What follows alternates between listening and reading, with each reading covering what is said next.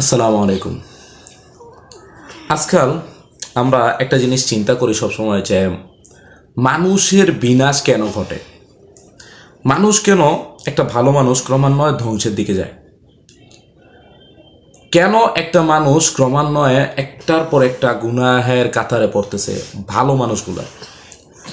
আপনি উদাহরণস্বরূপ দেখলে পাবেন কাবাগরের একজন ইমাম আদিল আল কালবানি রহমত, অনেক ভালো মাপের একজন ইমাম। উনি কেন গুনাহের দিকে চলে গেলেন? শুধু এরকম ঘটনায় না, এরকম আরও অহরহ নজির ভালো ভালো আমলওয়ালা কেন পিছপা হয়ে গেলেন। মানুষের বিনাশ কী কারণে ঘটে? মানুষের বিনাশ ঘটে 6টি কারণে।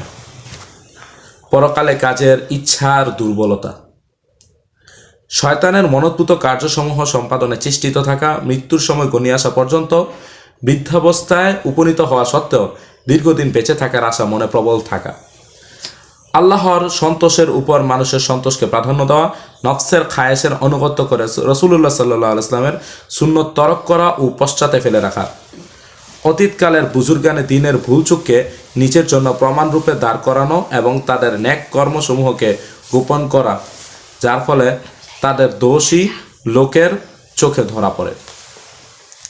পরকালে ইচ্ছার দুর্বলতা, পরকালের কাজে। তো পরকালের কাজে ইচ্ছার দুর্বলতা মানে কি? পরকালের কাজে ইচ্ছার দুর্বলতা হলো, পরকালে কাজে ইচ্ছার দুর্বলতা মানে যে পরকালের আমার একটা ভালো কিছু করতে পারবো বা পরকালে গেলে আমার আমলনামাটা ডান হাতে দেবে, এই কাজগুলা করার ইচ্ছা না থাকা। শয়তানের মনোদ্ভূত কার্যক্রম সমূহে সম্পাদনে চেষ্টিত থাকা, শয়তান যে কাজে খুশি হয়, শয়তানের মনে যে কাজগুলো দোলা লাগে, এই কাজগুলো করতে চেষ্টিত থাকা, চেষ্টা করা। মানুষের সময় ঘনিয়ে আসা পর্যন্ত বৃদ্ধাবস্থায় উপনীত হওয়া সত্ত্বেও দীর্ঘদিন বেঁচে থাকার আশা মনে প্রবল হওয়া, এটা অধিকাংশ মানুষের ভিতরে। শুধু বৃদ্ধাবস্থায় নয়, মানুষ যখন যুবক থাকে প্রত্যেকটা মুহূর্তে, কোনো মানুষই চায় না মারা যাক, আমি মারা যাব, এই মানুষটা এটা কেউ চায় না। দেখবেন আপনার ক্ষমতার বাহাদুরি আছে, ঠিক আছে, কিন্তু এই লোকে যে ভাবেই না যে আমি মারা যাব, যার কারণে সে ক্ষমতার বাহাদুরি করতেছে। তারপরে আল্লাহর সন্তোষের উপর মানুষের সন্তোষকে প্রাধান্য দেওয়া। এখন আল্লাহ তালা একটা জিনিস আমার জন্য পছন্দ করেছেন, বা একটা জিনিস ইসলামটা মানুষের জন্য মনোনীত, এটার ভিতরে আমি না থেকে মানুষের সন্তোষকে প্রাধান্য দিতেছি।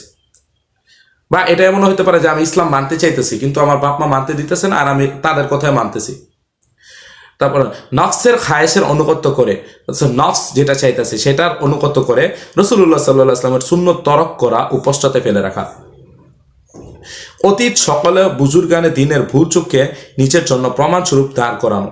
অতীতকালের সকল বুজুর্গানের দিন, অতীতকালে প্রত্যেকটা বুজুর্গানের দিনের ভুল চুক, অনেক সময় মানুষ চলার পথে কিছু ভুল হয়ে যায়, এটা আমরাও জানি, চলার পথে ভুল হয়ে যায়, কিন্তু এই ভুল চুককে মানুষের জন্য নিজের জন্য প্রমাণস্বরূপ দাঁড় করানো এবং তাদের ন্যাক কর্মসমূহকে গোপন করা, যার ফলে তাদের দোষী লোকের চোখে ধরা পড়ে। মানে ভালো ভালো ওনাদের যে ভালো ভালো কাজগুলো আছে, এই ভালো ভালো কাজগুলা গোপন রাখা দিয়া, মানে ওনাদের খারাপ যে জিনিসটা মানুষের কাছে ফেসটা খারাপ করে দেওয়া, যাতে করে ওনাকে কেউ না মানে। তো এই কাজগুলোর কারণে একটা মানুষের বিনাশ ঘটে। তো আমরা এই সমস্ত কাজ থেকে বেঁচে থাকার চেষ্টা করব। আসসালামু আলাইকুম রহমতুল্লাহি ওয়া বারাকাতুহু।